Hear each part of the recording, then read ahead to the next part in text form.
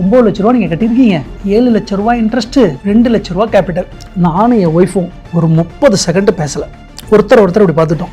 திருப்பி இப்படி வந்து கேட்டேன், சார் 7 லட்ச ரூபா இன்ட்ரெஸ்ட் நான் அடைச்சிருக்கேண்ணா. ஆமாம் சார் 7 லட்ச ரூபா இன்ட்ரெஸ்ட்டு அப்படின்னு வெளில வந்தோன்னே என் ஒய்ஃப்ட்ட சொன்னேன், வி மஸ்ட் ஸ்டாப் திஸ். 7 லட்ச ரூபா நான் பே பண்ணியிருக்கேண்ணா. என்னாலே நம்ப முடியல. உடனே பேங்க் அக்கௌண்ட் ஓப்பன் பண்ணோம். லோன் அக்கௌண்ட்டு, இன்னொன்று சேவிங்ஸ் அக்கௌண்ட். லோன் அக்கௌண்ட்டில் 43 லட்ச ரூபா அடைக்கணும். அடுத்து ஈராக்குக்கு போனேன், மாதம் 5 லட்ச ரூபா அடைச்சேன். கால் வருது பேங்க் மேனேஜர்லேருந்து, சார் என்ன சார் இவ்வளோ பெரிய அமௌண்ட்லாம் அனுப்பிட்டு இருக்கீங்க, என்ன சார் ஆச்சு அப்படின்னா. இல்லை சார் சீக்கிரம் க்ளோஸ் பண்ணிட்டு அடுத்து நம்ம ஈசிஆரில் 1.5 crores இன்னொரு வீடு வாங்குறேன் சார் அப்படின்னு.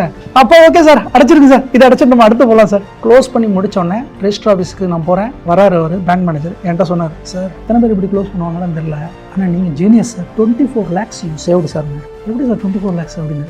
20 வருஷம் கட்ட வேண்டியதை வெறும் 6 மாதத்தில் முடிச்சிட்டீங்க.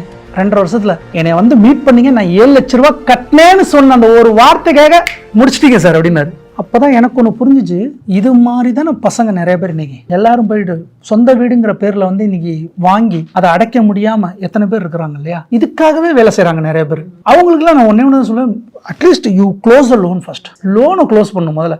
அதுக்குன்னு போட்டு வர சேலரி போட்டு ட்ரேடிங் இண்டிங்கில் பண்ணி காசு வரணுங்க, அதெல்லாம் டோன்ட் டூ இட். கோல்டு இருக்காது, அது செல் அவுட். நல்ல ரேட் இன்னைக்கெல்லாம் செல் அவுட் பண்ணிட்டு first you make a house loan வந்து க்ளோஸ் பண்ணணும். அதாவது நம்ம சிப்ல இன்வெஸ்ட் பண்ணும்போது மந்த்லி பண்ணுவோம். லம்சமா நம்ம கிட்ட ஒரு விஷயம் இருக்கும். ரொம்ப சிலர் தான் வந்து லம்சமா அப்படியே ஒரு இதுல போட்டுட்டு வெயிட் பண்ணிட்டு இருப்போம்.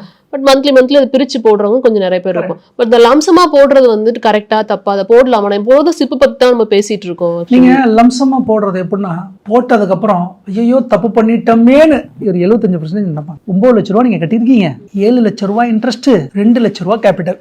நானும் என் ஒய்ஃபும் ஒரு 30 செகண்ட் பேசலை. ஒருத்தர் இப்படி பார்த்துட்டோம். திருப்பி இப்படி வந்து கேட்டேன், சார் 7 லட்ச ரூபா இன்ட்ரெஸ்ட் நான் அடைச்சிருக்கேண்ணா. ஆமாம் சார் 7 லட்ச ரூபா இன்ட்ரெஸ்ட்டு அப்படின்ட்டு வெளில வந்தோன்னே என் ஒய்ஃப்ட்ட சொன்னேன், வி மஸ்ட் ஸ்டாப் திஸ். 7 லட்ச ரூபா நான் பே பண்ணியிருக்கேண்ணா. என்னாலே நம்ப முடியல. உடனே பேங்க் அக்கௌண்ட் ஓப்பன் பண்ணோம். லோன் அக்கௌண்ட்டு, இன்னொன்று சேவிங்ஸ் அக்கௌண்ட். லோன் அக்கௌண்ட்டில் 43 லட்ச ரூபா அடைக்கணும். அடுத்து ஈராக்குக்கு போனேன், மாதம் 5 லட்ச ரூபா அடைச்சேன். கால் வருது பேங்க் மேனேஜர்லேருந்து, சார் என்ன சார் இவ்வளோ பெரிய அமௌண்ட்லாம் அனுப்பிட்டு இருக்கீங்க, என்ன சார் ஆச்சு அப்படின்னாரு. இல்லை சார் சீக்கிரம் க்ளோஸ் பண்ணிட்டு அடுத்து நம்ம ஈசிஆரில் 1.5 crores இன்னொரு வீடு வாங்குறேன் சார் அப்படின்னு. அப்போ ஓகே சார் அடைச்சிருக்கு சார், இதை அடைச்சிட்டு நம்ம அடுத்து போகலாம் சார். க்ளோஸ் பண்ணி முடிச்சோடனே ரெஜிஸ்டர் ஆஃபீஸ்க்கு நான் போகிறேன். வராரு அவர் பேங்க் மேனேஜர். என்கிட்ட சொன்னார், சார் எத்தனை பேர் இப்படி க்ளோஸ் பண்ணுவாங்களான்னு தெரியல, ஆனால் நீங்கள் genius sir, 24 lakhs you saved சார்னார். எப்படி சார் 24 lakhs அப்படின்னு? 20 வருஷம் கட்ட வேண்டியதை வெறும் 6 மாதத்தில் முடிச்சிட்டீங்க. 2.5 வருஷத்துல என்னை வந்து மீட் பண்ணீங்க, நான் 7 லட்ச ரூபா கட்டினேன்னு சொன்ன அந்த ஒரு வார்த்தைக்காக முடிச்சிட்டீங்க சார் அப்படின்னாரு.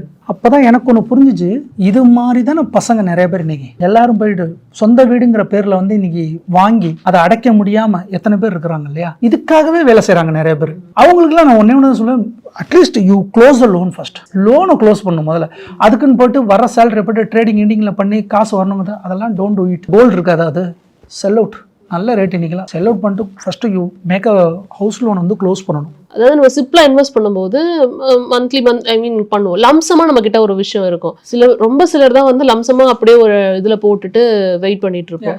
பட் மந்த்லி அது பிரிச்சு போடுறவங்க கொஞ்சம் நிறைய பேர் இருக்கும். பட் இந்த லம்சமா போடுறது வந்துட்டு கரெக்டா தப்பா, அதை போடலாமா? எப்போதும் சிப்பு பத்தி தான் நம்ம பேசிட்டு இருக்கோம். நீங்க லம்சமா போடுறது எப்படின்னா, போட்டதுக்கு அப்புறம் ஐயோ தப்பு பண்ணிட்டோமேன்னு ஒரு 75% நினைப்பாங்க. பிஹைண்ட் நோட்ஸ் பெருமையுடன் தயாரித்து வழங்கும் மூன்வாக் மியூசிக்கல் நைட் ஜனவரி 4 ஞாயிறு மாலை 4 மணி அளவில் சத்யபாமா யூனிவர்சிட்டி சென்னையில் நடைபெற உள்ளது. உங்கள் டிக்கெட்ஸை book my show, district ticket 9 மற்றும் கின் ஆஃப் ஹலில் ஸ்கிரீன்ல தெரியுற வாட்ஸ்அப் நம்பர், வெப்சைட் மூலமாக புக் செய்வோம். See you there.